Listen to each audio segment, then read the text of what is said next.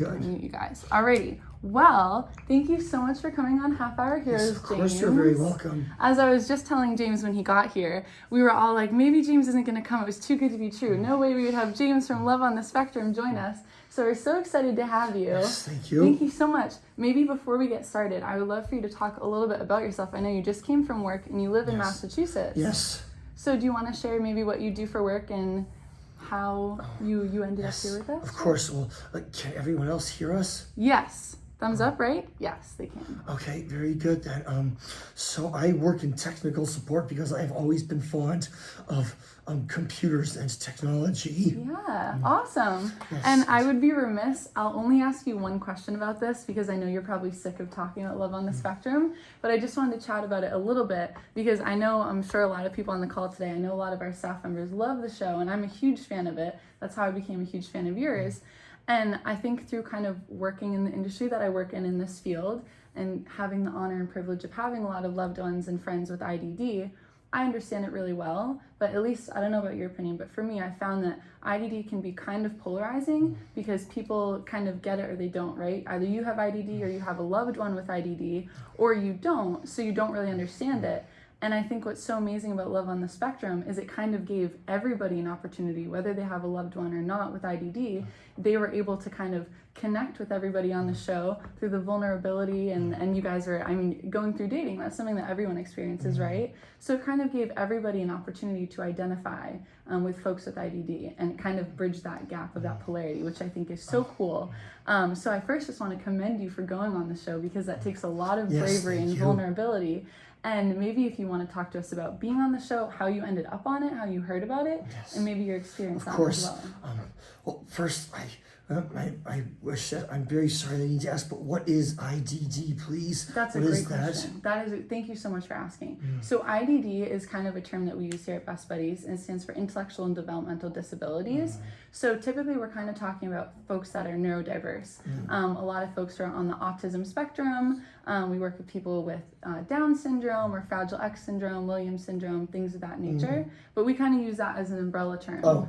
So all of our friends on Love on the Spectrum fall under kind of like the IDD umbrella. Okay, that makes sense. Although I see, I myself do not like to use the words either disability or disorder. I find them too negative. I simply prefer to say condition. It's more neutral. Yeah. It's just my preference. Absolutely. Well, we'll use that language moving forward. But yeah, did you want to talk maybe about how you heard about the show? Of course. How you ended up on it? Oh yes. Well, see now, I previously mentioned I'm a member of an organization called the AANE, and I've met so many people through that group. I've been a member of that organization since at least 2016, probably further back than that. Oh, wow. But I made many new friends through that group, and met many new people, and really expanded my social circle there. And so yes, one of the friends I met through that group introduced me to Love on the Spectrum, actually because the show originated in Australia. Right. There were 2 seasons in Australia, and I watched those 2 seasons with a friend. And did you like the show when you were watching? Oh yes, very much so. Yes, I absolutely could sympathize with the cast members of that show because I knew exactly how they felt because what they had been through, I had been through. It was almost like it was very similar to my own experiences. Yes, so absolutely, I absolutely felt what they felt. Yes, I'd been through the exact same things they had been through. So when I heard that there would be an American version, I knew I just had to apply to audition for it. I could not miss that opportunity. Yeah, absolutely. That's so cool to hear that you identified with the show so much because I loved it, but being a neurotypical person, I love the show, but I can't necessarily experience being in those shoes. But like I was saying earlier, I still identified with them because everyone's been in those same shoes before, like the struggles of dating, right? Indeed so. Yeah, absolutely. And then once you got on the show, do you have any like experiences that were really amazing or anything about the show that you'd like to share? Oh, absolutely, yes. Appearing on Love on the Spectrum is one of the best things that has ever happened to me. That's awesome to hear. Yes, my life has changed in so many ways because since I appeared on that show, I've met many new people, made many new friends, been to some great places. Yes, so I suppose one great thing. So I previously had very little presence on social media prior to appearing on the show, but I made my account on Instagram 1 week after the first season premiere because I realized I would need to take advantage of my newfound popularity. I need to strike while the iron was hot. Yes, so that was a very good thing that I did. Yes, so I've made so many new people, met many new people through the show, made many new friends. Yes, I think I have like 484,000 followers on Instagram. I haven't quite reached 500,000 yet. Hopefully, I'll be there soon. Yeah, maybe after today. We were actually just. Do you actually want to scoot in a little bit? I think we're losing you on the camera. Is that okay? Oh, yes, of course. They're all here to see you, not me. So. Right, of course. But we were actually just talking about that in the office today. We were like, James has got almost 500,000 followers, guys. He's a pretty big deal. Not too bad. Yes, not bad at all. Not what too else? bad. So, people have sent me things online. People, they sent me homemade candles, homemade soap, a weighted blanket. What else? They sent me, since, I've talked very extensively about my fondness for music. People sent me music CDs, like albums. So, what else? People have said, sometimes I like to promote products. I do it just for fun. I haven't received any sort of, I'd like to say, I know nobody paid me to endorse their products. I only ever promote products that I like, that I use. But some people did say things people sent me some of the products I endorse. I endorsed Jones Soda, Liquid Death, Water, and Monster Energy. They sent me some cans of balls, their stuff. Plus, one time I promoted a brand called Cooler Master, who make computer cases. They sent me a computer case actually. Cool. So because I love to build computers. Somebody else sent me a fan sent me a really cool leather belt to wear to medieval Renaissance fairs. They talk about Renaissance fairs. Yeah, no, it's very cool. No, not only that. What else? I've appeared on other shows, numerous other. You may have seen. I don't know if you've ever seen online, but I've appeared on numerous other shows. I've appeared on shows about movies and music. I have appeared on other shows and podcasts to talk about the autistic experience as well. Actually, so no, it's been wonderful. Plus, let me see. After the first season of Love on the Spectrum premiered, someone called me about a movie they were filming, so I went out to New York City to film a movie, and I have only I appear only one brief scene in that movie, but then you still get to say your movie. Very cool. Oh yeah, but it's like a low budget independent film, but it has been released, but honestly, you don't know how and what venues it was released or how you can view it, in all honesty. But so after the second season of Love on the Spectrum premiered, somebody called me up and asked if I wanted to fly out to Los Angeles to film a television pilot. Seriously, we're still trying to find a distributor for the television pilot. So nobody's seen it yet. I'm a little annoyed that nobody's seen it yet. I really want people to see this television pilot. Yeah. Yes. So you did the whole thing. Yes, it was like an 8-minute television pilot. And they said they even wrote a character specifically to be played by me. Actually, that's so cool. So very cool. So that was back in February. But then later in the year, I forget what month it was. I forget. Well, at some point, a few months later, maybe it was in August. I don't know. But so I made some plans. So Emma, Maggie, and I flew out to Los Angeles to meet the cast members. So I went to Los Angeles twice here. We went out to Los Angeles to meet the cast members who live there. That'd be Abby, Danny, and Subo. We met them. They're friends and family. It was wonderful. I took tons of photographs. There are pictures on my Instagram account. But it was wonderful. So cool. Yes, I had such an amazing time visiting Los Angeles. So I do hope that the cast from Los Angeles comes out to this way at some point. Yeah. Plus, I'm hoping Emma, Maggie, and I are hoping sometime early next year to meet the cast members who live in the southern states of the Kaylin, Connor, and Tanner. We're hoping to meet them at some point as well. Well, you're going to have to keep everyone watching today posted on the name of the show and when it comes out, because I definitely want to see it. Am I allowed to say it? Well, maybe just to be I don't know if I'm allowed to say the name of the show or not. I'm sorry. That's okay, but maybe when it comes out. Yes, hopefully it'll premiere at some point. Yeah, yes. And I know you just mentioned King Richard's Fair, and it's so funny because we have a few new staff members here today, and two of them were saying they've actually been, and they said that they went just because of you, and they were hoping that they would run into you when they went. Oh, I see. I know you're a very, very big fan of that. Yes, you went true. almost every weekend this year, right? No,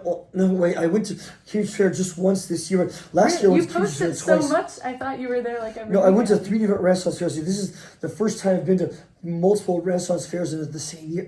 Yes, I went to Robin Hood's Fair in Connecticut, went to King Richard's Fair in Carver, Mass. I went to the New York Renaissance Fair in Tuxedo, New York. That's where I went 3 years ago. I went to the New York Renaissance Fair with Emma for the first season of Love on the Spectrum. Went back there this year, so I'll probably go there in 3 more years. The fair will be celebrating its 50th anniversary, so I'll probably go there again 3 more years. Oh my gosh. Okay, well that's good to know, because you post it so often, and I was like, he must be there every weekend. But now I know you only go one weekend, so I'll have to find out the right weekend to go. True.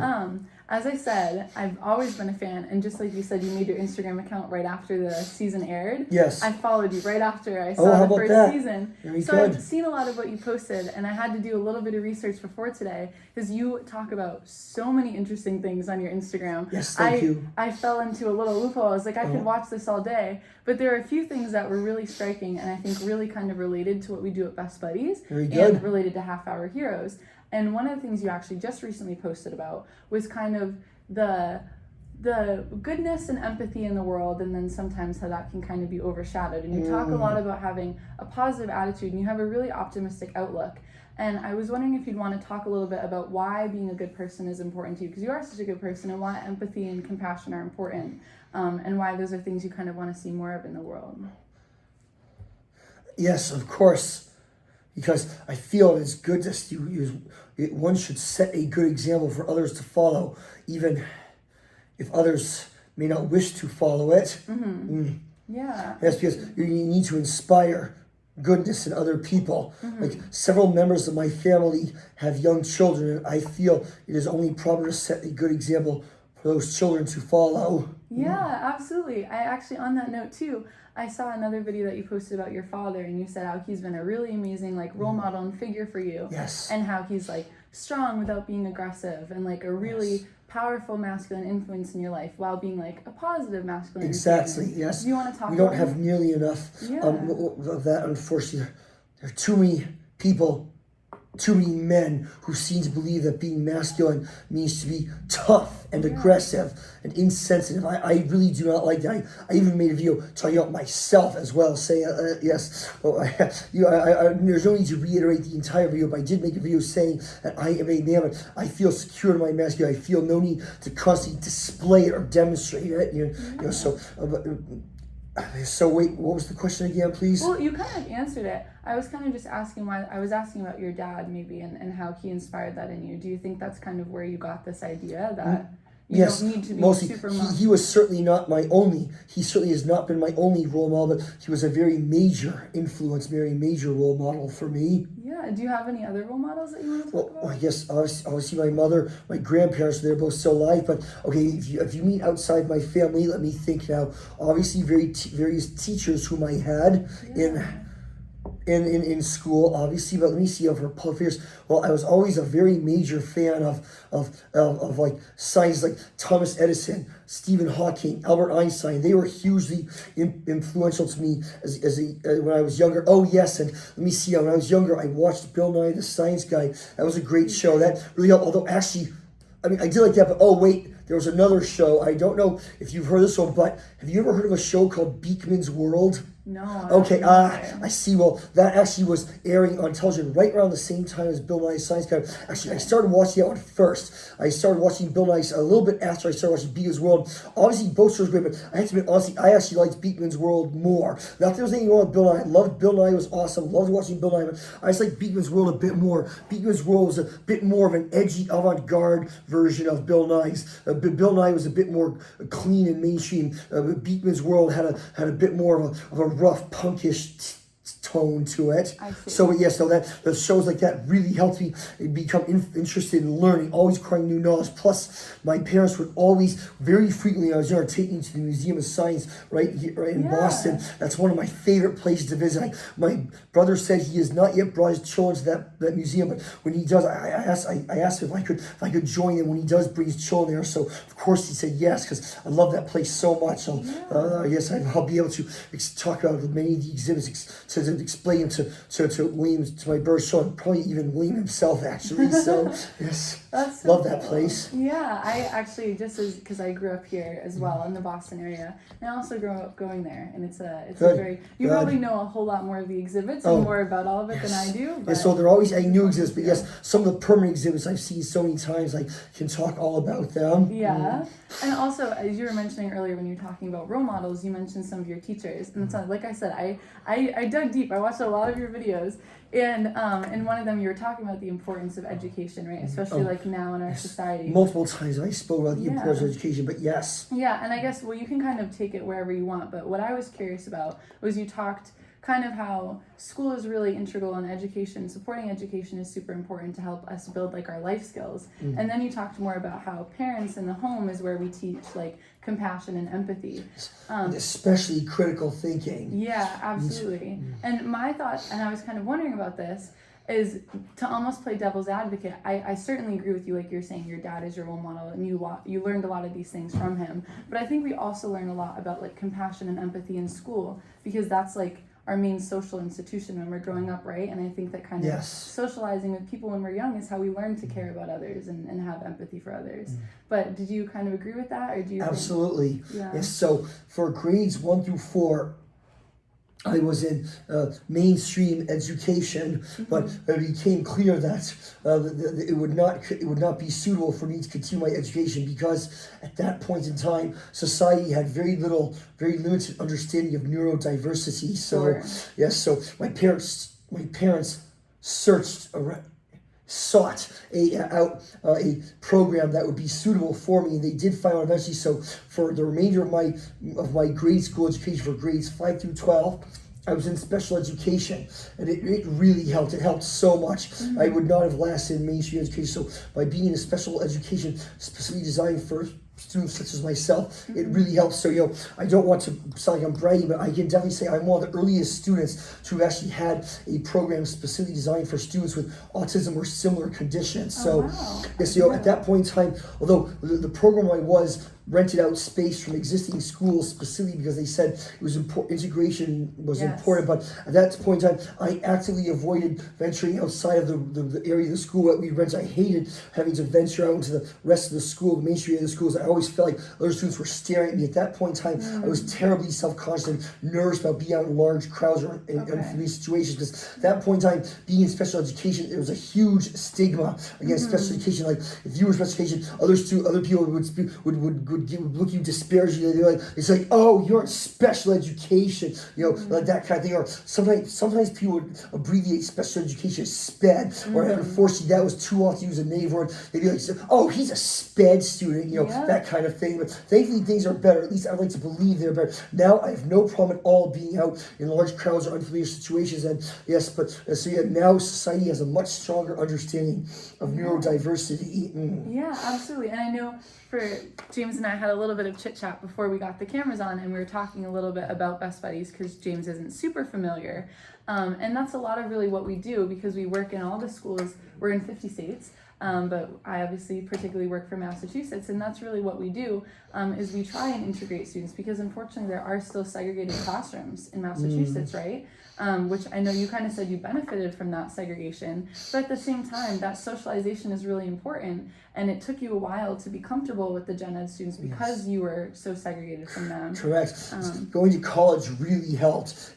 Obviously being in the special education program in middle and high school, but yes, being in college was a radical change from my previous school, so that really helped. I'm sure it was probably a little bit overwhelming at first, though, to go from your small little kind of hub that you had at your school to then a huge university. Absolutely. But I was there at some points where I was nervous, but no, it definitely helped a lot. So I love being dramatic. I love acting. But when I was in school, one of the schools I attended, they had a production of Disney's Beauty and the Beast, and they had a production of Little Shop of Horrors, and in both situations, I very dearly wanted to audition for a role in both places, but I just couldn't. My studies, my schoolwork had to come first. That's so sad. But one of the schools I attended did have a talent show. I entered that, though, and that's what, actually twice. They had 2 different talent shows. I entered both, and I forget what I won.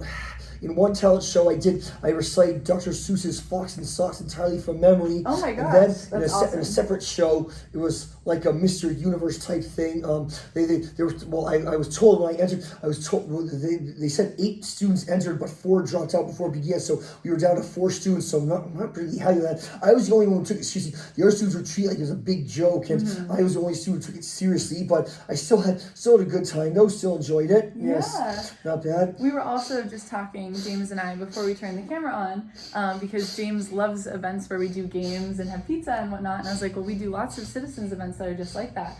And we did have a talent show last June, so we'll have one again this year. So if you want to participate in Are all of your events right here in this office, or are they elsewhere? That's a great question. So the Massachusetts and Rhode Island office, we have kind of a hub in Central Mass and Worcester. We have a hub here in Boston, and then kind of a hub in Providence.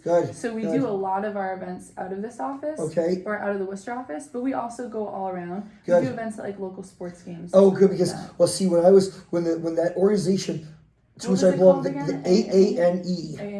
They would have locations. They would use space at universities like Fitchburg State University, Worcester State University, Fraser State University, or etc. But they're not doing that now. So I'm doing my own. Like I've been asking around at some schools, at some of the places where we had them before. Like let's see, one school said they cannot. They're not able to. They're too busy to rent out rooms right now. And 2 other schools have said yes. Plus, colleges and colleges, yes, university. I also asked both my church and my library as well. So hopefully we'll be getting some results for places where I can do pizza and game nights. I was gonna say I just was at a pizza and game night, and you would have loved it. It was a lot of really good games at Emerson College. I'm sure they would love. Where is that located? Emerson College. It's right by the Commons in Boston. Oh. It's right on the perimeter of the Commons. I see. Yeah, but I work with a lot of colleges that also do game nights. Very so good. you'd be welcome to join. Good. I'll have to see. On that note, I know you love games. What are your favorite board games to play? Oh, board games.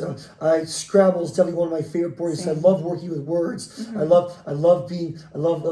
love exercising my mind, but I do get a bit competitive with Scrabble. I like saying I don't like losing at that game because I believe myself to be so good at it. But yes, and what else? I'm not really a big fan of Monopoly. I do like the Game of Life. I like Trivial Pursuit and Taboo. Those both great games. Oh, one game. Let's see. There's a card game called Red Dragon Inn. I'm not sure you've heard of it, but that's a good one. It's for people who like medieval fantasy, whatever. Oh, one other game. One of the most popular games my friends and I would play was Cards Against Humanity. Yeah, have you heard of that game? That game can get pretty non-PC. Pretty risque. Yes, yeah, but you have to make sure you're not easily offended if you want to play that game. This is very true. It can be very offensive, but that is a fun game to play. I used to play that in college a lot. Very good. Yeah. I love that you say you're a fan of Scrabble because I feel the exact same way as you. I take it a little bit too seriously and I don't like losing. Any other game I'm okay if I lose. Also, I'm a big fan also of Dungeons and Dragons and Magic the Gathering as well. Those games are a bit more in depth. They're harder to introduce to a newcomer. Most of those other games are fairly easy and intuitive, but takes quite a bit of time to teach those 2 games, MTG or D&D, to other people. Yeah, I've never played D&D before, but my brother is a huge D&D player. Good. But from what I understand, like the games like build on one. You kind of have to have like a group of people and play like over and over again, right? Yes, I suppose. Well, some sessions can be short. Some can take place over many. Well, no, you could have one session or you could have multiple sessions. It depends on how in depth you want it to be. Mm-hmm. Yeah, absolutely. Yes. I have some other random questions for you. Just because, like I said, I was getting into your videos and there's some things that I wanted to hear. Are you going to post this online later at some point? It's totally entirely up to you. We typically upload this video just to like our internal SharePoint, so only like our staff sees it. Okay. All right. Well, if only your internal staff, well, because that depends. Because I was asking whether or not you post it online. Might affect how candidly I speak. Oh, I see. Well, none of these questions are too. They're all pretty like.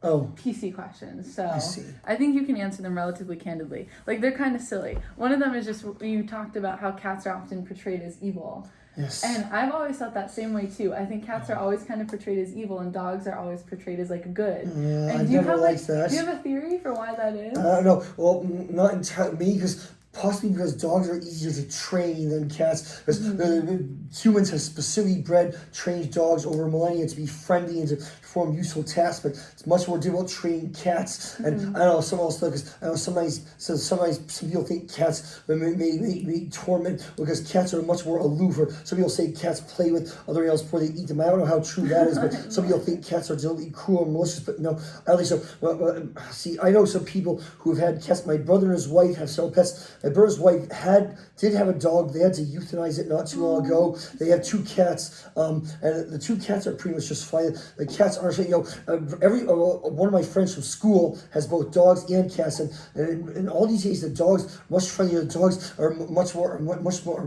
Well, I think they're loud. They're much more rambunctious. They're loud, noisy, and I frankly think they're just wild and ungainly. Cats are much more graceful, dignified, elegant. That's my opinion. But they also tend to stay away from people. I don't have pity because I don't keep pets at any species. I know I can't help this for the same reason. I know I can't have children. I know I can't have pets either. But if I were, I definitely would choose cats over dogs. They're much more low maintenance and much more self-sufficient. Like dogs Right. are far too high maintenance. Yeah, I agree with you completely. Yes. I also don't have any pets of my own right now, Oh, but right. I do think that cats would be a little bit more, they're more self-sustaining. They take Yes. a little bit less responsibility. Right. Another thing, this is just personal. Oh, go actually, ahead. I'm sorry, since Yeah, we talk please. about Caspi Eel, did you ever see an old Disney short called Pluto's Judgment Day? Oh, I don't think so. Oh, okay, it's Why? good. Tell me about it. I don't want to reveal too much, but that's one. You can spoil it Well, for no, me. no. Well, it's Okay. this is like back from the 30s or 40s, mind you. But Okay. in it, like, well, I don't want to say Jewish, but in it, like, Pluto goes to hell in that video. Seriously, but and like, well, at the beginning of the episode, he chased a cat, and then like Mickey just gives him a stern scolding her, but then Pluto has a vision of going to hell, and they're all cats in hell, and they're reciting all the crazy. But no, I don't want to reveal too much, but it's really something though. It probably, I'm sure it probably gave kids nightmares when it came out in either the 30s or 40s. But yeah, look that one up. It's called Pluto's Judgment Day. I definitely will look it up. And that's like, it's funny you say that because a lot of those like really old fairy tales and really old movies and like kids stuff that was made for kids are really scary. Yes. Really creepy. Yeah, a lot of kids movies aren't as creepy today. Well, a little annoying is like when I was younger, I watched when I watched The Never-Ending Story, All Dogs Go to Heaven, The Secret of Nim, An American Tale, Land Before Time, and so on and so forth. And some of those movies were they all had happy endings, but there was a lot of dark, frightening content on the way. Yeah. But I don't know. It seems kids movies just don't have all that phrasing, or I don't know. Maybe it's just because I'm older now. Mm-hmm. Maybe it's not. Maybe it's not that the movies aren't as scary. Maybe it's just that I'm older now. That could be part of it. Yeah. Yes. I think maybe we're past 6:30. Do you mind if can we take a couple questions from people? Is that okay? Of course, absolutely. Are those all the questions that you personally wish to ask me or not? I have so many. I could ask you questions all day, but I feel like I want to open the floor. Very up to good. them, Of course, no problem at all. I don't want to hog you. So maybe we'll go in here and somebody raise. Yeah, you're fine. Somebody want to raise their hand if they have a question? We need to unmute it. Okay. I just want to make sure, as I don't want everyone talking over each other. I see Michael Avakian. You have your hand raised, so I'm gonna turn the volume on our computer, and you can go ahead and ask your question. I was Bob the Builder when I was a kid, and I love the way that you describe everything about your wife. Oh, It's amazing. Thank you very much. that's very nice, Michael. Did you have any other questions, or did you just want to share that? I just want to share that. Okay. Thank you very much. Thank you. I now see Kevin's hand raised. We'll go to Kevin first. Did you have a question, Kevin? Kevin, I think you're muted. I'll try and unmute you. That guy over here has. That's Fran. We'll get him next. I have a two-part question.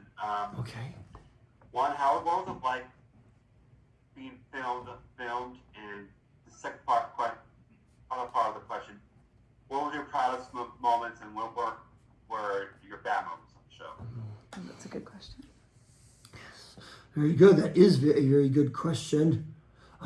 Yes, I'll admit I was slightly nervous about the filming. Of course, the crew wanted to film me my bedroom. I specifically asked if to avoid doing that, but they said they wanted to show me in like my territory, my habitat, my natural habitat. Right. I guess you could say. So yes, I'll admit I was a little nervous about it. The crew asked us we had to reshoot, had to film certain scenes multiple times. That got a bit annoying, but ultimately I did enjoy it. I was nervous, but I enjoyed it very much. I did tell myself that it would absolutely be worth the end result. It would all be worth it. It was. Yes, it was great. Absolutely. I'm very pleased with how the result turned out, but I feel that in the first season I seemed nervous and on edge the entire time, but I was best because I was new to it, but thankfully in the second season I was much more calm and relaxed. At least compared to the first season anyway. Oh, and the second season, what were some of my best worst ones? Well, one of my least favorite moments was that when I lost my checkbook and couldn't find it, I was getting angry and flustered. I specifically asked them not to include a part, but of course they did. Not happy about that, but some of my best moments, I don't know, going to new places, like going to the New York restaurants here, or going to Hammond Castle, or that other Crane Estate. Yeah. You went to Crane Estate? Yes. Seriously. Yes, I did in the second season. Yes, so very good. What else did I go? Yeah, going to some cool places, meeting new people, but that's some pretty cool stuff without question. So yes, I'm very pleased and I met some friends. Even though Emma and Maggie were not interested in romance, They're both still friends. Plus, I've met many other people, made many other new friends through the show. So that's quite nice. Yeah. Thank you so much for answering that. Thank Yes, you of for the course you are question, welcome. Kevin. As you pointed out, Fran had his hand up. So, Fran, did you want to ask a question? Yeah. What is something that you're compassionate about, but also that you enjoy doing? I may need a moment to think about that. Although I actually am not certain I fully understand. Would you be able to provide an example, perhaps? Yes, I was just going to say an example. For me, I'm compassionate about being a self-advocate and advocating for people with developmental and intellectual disabilities and LGBTQ. Very good. Oh, So maybe well, like what causes you stand for? I definitely am doing my best to help promote awareness and understanding of neurodiversity, the Asperger's syndrome, autism, ADHD, Tourette syndrome, and so on and so forth. Yeah, so like for example, in one video I spoke of, actually no, I have recorded many videos about autism or similar forms of neurodiversity or similar neurological conditions, and I've mentioned that regarding many people regard the autism spectrum as a linear line that is too limited. That is too limited a frame of reference. You need to be three-dimensional. About I compare it to like a statistics block, a statistics graph for video game characters. Like imagine it's a hexagon, and like for each point of the hexagon represents a different trait, and the further out, the closer. The further from the center, the closer to each point of the hexagon you are, the more strongly a certain trait is exhibited. Perhaps that's a much stronger way of looking at. Oh, one other thing. See, well, I very heavily advocate for thorough, comprehensive education. No, not just academic studies. I mean, there's more like just tests. You know, I mean, too many schools nowadays are focused on helping students pass tests. That's it. We need to have real world skills, critical thinking, or how to question everything, not just to accept results as they are. Wait a minute, let me see. There's more.